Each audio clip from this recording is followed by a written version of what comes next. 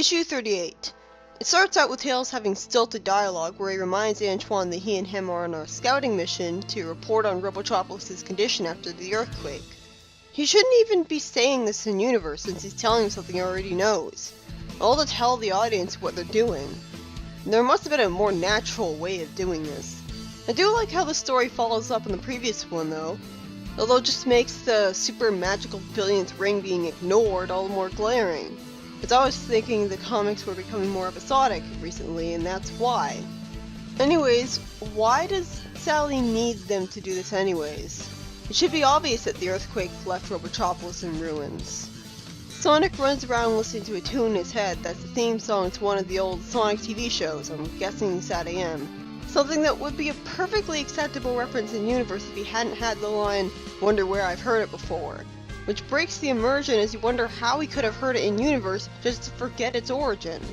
It would have been fine if it was a tune he himself made up about himself from egoism. That would have made sense in universe. Instead, this comes off as very forced and an unnecessary shilling of another continuity. Sonic calls Antoine a fraidy fox instead of a fraidy cat, which is confusing since Tails is there and Antoine's not a fox like him, so where'd that line change come from? Antoine points out that a swap bot is there in fear, and immediately Tails has to grab Antoine and helpfully fly him out of danger while Sonic avoids a bunch of robots, including combots, which makes sense and yet doesn't at the same time. It makes sense that invincible robots would survive falling off a cliff, but it doesn't make sense that Eggman hadn't sent them against Knothole and instead kept them in Robotropolis' ruins. Not to mention these are overpowered foes for Sonic to face if they're really invincible, which they're not. Antoine sure is lucky that Tails dropping him on a robot didn't injure him, considering he landed on metal from a high distance. But somehow this helped Sonic quite a bit. Still, that was pretty mean of him. It's not like Tails even has anything really against Antoine like Sonic does. Eventually, one of the combots gets destroyed by lightning. About time, since robots conduct electricity. This really should have happened a lot more often. But the explosion from that thing knocks Sonic out for a while. And considering how many times explosions happen right next to characters and they survive without a scratch, this is annoyingly inconsistent. I mean, Sally and Jeffrey didn't get hurt from being really close to an explosion, so why does Sonic get hurt? At least Antoine has the decency to be worried about him being hurt by an exploding robot. I'm sure the same will be afforded to him because of it. When Sally comes back with all the other freedom fighters, Sonic runs into a wall because he's feeling dizzy still, and then there's an interesting plot point introduced with an extremely stupid origin. He's lost his speed temporarily, but not for one of Eggman's devices, not from a magic spell. No, instead we're expected to believe that he lost his speed for being hit by an exploding from lightning robot earlier. Even though he was holding a ring at the time, which should have by definition made him invulnerable to the attack. And they even have the nerve to try to justify this with garbage technobabble. If this loss of speed had come from something logical, I would be interested. But instead it's just enragingly arbitrary, makes me wish it was already over, especially since it contradicts one of the rules established by the lore, that magic rings protect you. Sonic is still pretty stressed out from losing his greatest asset, possibly to the point where he thinks that he's worthless without it, who knows. But his lashing out at Rotor was still pretty mean-spirited of him, even with those circumstances, since he basically implied that if he was too smart, he'd magically become evil and dangerous like Robotnik, just because Robotnik and Rotor are both gadgeteer geniuses. Maybe this comes from deep down resentment of his intelligence and what he has in common with Eggman. I can imagine this would be a pretty sore spot for Rotor, a source of insecurity for him. Shame, but he just shrugs it off. I like that Sally sticks up for him though, and is quickly left to drop instead of making the story even more tedious by requiring Sonic to make it up to Rotor for being stressed out. Fortunately, Nicole makes a suggestion that getting enough magical rings could restore Sonic's speed. I'm glad she says, in theory, and may, rather than inexplicably knowing it for an absolute certainty as if she read the script ahead of time. Instead, she sounds more like an actual character, in-universe, making an educated guess, which is much less overpowered and cheap. It's smart of her to come to this conclusion, and in a reasonable kind of smart because it makes sense she'd think of this. But the mentioning of magic rings just makes the fact that he was inconvenienced by an explosion while holding one even more glaring. Sonic's backhanded compliment of a response is confusing, confirming that he still has a rivalry with her that, for all we know, is only because she shocked him that one time. Even though in the very story this is a continuation of, Sonic showed respect for her by giving her an award. And now he's acting like he's respecting her for the first time again.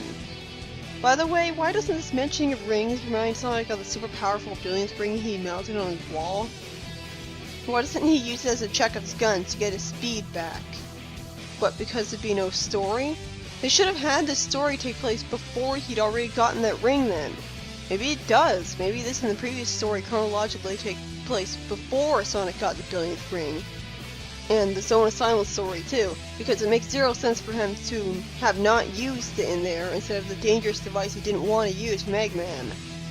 Unfortunately, the Freedom Fighters get attacked in an ambush by Combots who, in a clever reference to Dulcie's mistake earlier, actually are invisible. So either these particular Combots are invisible instead of practically invincible, explaining why Sonic is able to beat them, or the Combots all had the cloaking device ability all along and just never used it until now, making Dulcie accidentally right. I mean, it makes sense that he would install one just in case. Bunny attacks one of the robots with a super strength robot arm, reminding me that things may not be hopeless because she's the most competent freedom fighter aside from Sonic and she's being allowed to be useful now. Are things going to turn south immediately anyways? Yep, because Bunny's never allowed to have a story where she's the main one being useful. No, it could have been nice, but oh well. Predictably, the Freedom Fighters get captured, again, with Sonic being spared because after throwing a power ring into a robot, it exploded and knocked him out into the water, forcing one of Sally's old trainees to save him. Let me guess, he got his speed back because he replicated the situation that made him lose it. Well, no, it doesn't seem like it. So the rules aren't even consistent in the story. All the backup Freedom Fighters show up, still with no personalities. And Sonic mentions that he thinks the legendary Lake of Rings have been found accidentally, but that's immediately dropped underwhelmingly instead of Sonic taking advantage of it to get his speed back. A scary looking Flymobile that looks like an invading alien race, which is pretty out of place to be honest, tells them that in his spy network, his agents have revealed that Robotnik's got Sally and the others imprisoned in a secondary lab. Well, it's a good thing they were able to figure that out that fast. Robotropolis hasn't been completely safeguarded again after the earthquake, and the attack's blow explains Snively had actually short-circuited its convenient force field with his earlier screw-up, which wasn't made that clear last time. I thought it had only damaged the hovercraft. Because the convenient force field is down, they can enter the lab through an air shaft. Then he buzzes. That must be an annoying speech impediment for Flymobians to have to deal with.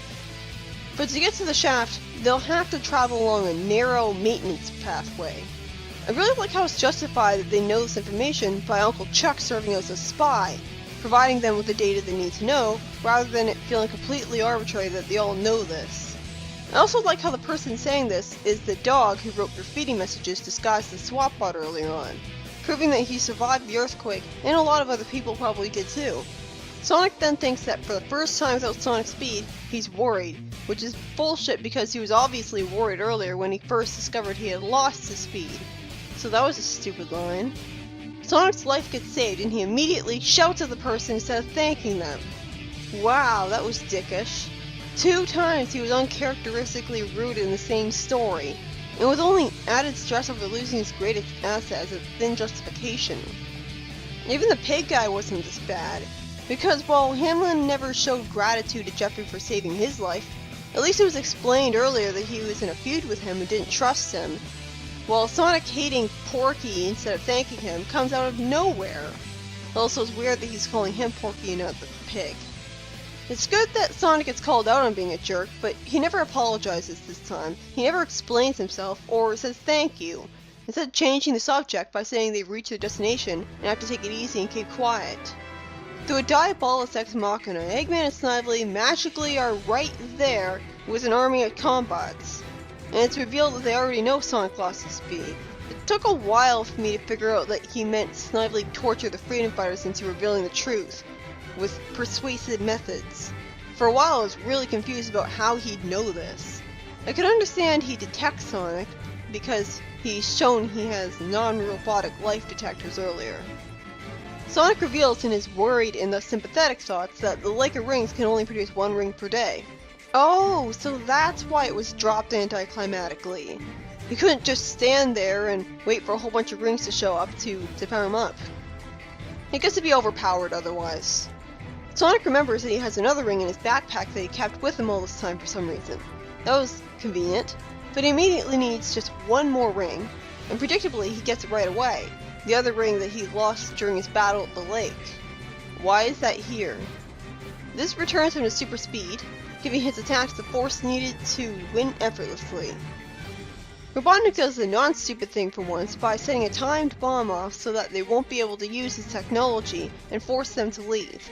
But his line justifying it is pretty annoying. He's obviously giving it a timer so that he'll have enough time to leave the place before it'll blow up on him, but he phrases it as him being a good sport when he's portrayed as being obviously evil, making him not the type who would proudly give them a fighting chance. Oh, and there's a backup story that's really pointless, because almost nothing happens in universe. Sonic gets sick, and Tails reads a fictional comic book made about the Freedom Fighters being space fighters, and Sonic hates it, for what I can only assume is because he doesn't like reading what's essentially alternate universe fanfiction about people he actually knows in real life. Self-insert fanfiction at that. Sally's outfit and long hair here reminds me of the outfit that the anti-Sally would wear much later on. Sonic once questions why the heroes survived their crash, and Tails has to tell him that he's supposed to take these things in good faith, as in don't try to think logically about it. This is a weird role reversal, since it'd make more sense for Sonic the carefree hedgehog to be the one telling this to Tails, who'd be questioning his story thanks to being logical and intelligent. And it's also annoying because it comes off as the writers of the comic book telling you that you're not allowed to question the faulty logic and plot holes of the comic book purely because it's of the sci-fi fantasy genre, using Sonic as a strawman and Tails as the mouthpiece. I kind of found the reinterpretation of Eggman interesting, by having his main goal being eating everything on the planet. Him having such an appetite actually makes use of all the fat jokes surrounding him that were fortunately made less frequent over time from their lack of funniness. Still, this plot is wasted on a comic book that's fictional in universe. Not that it made sense anyways, unless this version of Eggman is able to properly digest literally anything, and has an insatiable appetite that he didn't think to develop a cure for. And then Tails gets sick, and Sonic gets his revenge by reading a fictional comic book to him. It's a pretty simple story, but it's overwhelmed by feeling so pointless throughout because you know it's just a story about a fictional story being read, meaning that nothing's really happening in universe. I'm surprised they had multiple paragraphs to say about it. I guess it does work as downtime though, by showing you that Sonic and Tails care about each other enough to take care of each other when they're sick. It's also continuing off the plot point introduced in 2 earlier issues that there are actually comic books in universe based off the Freedom Fighters that the Freedom Fighters themselves make, which we can only presume is for boosting morale and not whole by giving them pro-Freedom Fighter propaganda. I like the concept, it makes sense, but them being made by the Freedom Fighters themselves comes off a little bit self-indulgent for them, like self-insert fanfiction. Although it's better than one of them overreacting and complaining because the fictional version of them was written by someone else in a way they didn't like. I could easily imagine Sally doing that. The first story was written by Kent Taylor, a new writer once again, and it was a frustrating story that couldn't wait to be over because Sonic's loss of speed felt completely arbitrary. It would have been fine if he had been given slow shoes, like in a reference to Sonic Labyrinth. In fact, this would have been the perfect time for a Sonic Labyrinth adaptation. But instead is lost in the most contrived way possible, and breaks a previously established rule in the lore because Sonic had gotten knocked out by an explosion instead protected from it by the magic ring. I do like how Sally's old trainees got to be useful again though, having their spy network thanks to Uncle Chuck's data, letting Sonic find out where to go next, even if they were helpless against the robots in the actual fight. And it's good that Tails is allowed to fly around in a scouting mission and save Antoine with his flight. Although that scouting mission seemed so pointless at first because it wasn't explained how much time had passed after the earthquake destroyed Robotropolis. So I had assumed it was all in ruins, and that they wouldn't need to go there to confirm that, yep, it's destroyed alright. But instead it takes place long after, when it's been rebuilt. I guess it's way too early in the comic for Robotropolis to be truly permanently destroyed, but then they shouldn't have named a story The Fall of Robotropolis. In Bedtime Tales, a story with a name that made me assume it was yet another Telltale's a Bedtime story and didn't give me high hopes, was by Mike Kenterovich and Ken Penders. And again, it's completely pointless. Being about a fictional parody of the Freedom Fighters made all more gratingly pointless because even the person being read the parodies to was annoyed by it. But in general, I didn't really care for this issue. The first story was contrived, not to mention it had Sonic be uncharacteristically rude to his friends, and the second felt like a waste of time, which made it even more annoying for me that once again I had to actively hunt it down just for it to be revealed that it wasn't even worth it.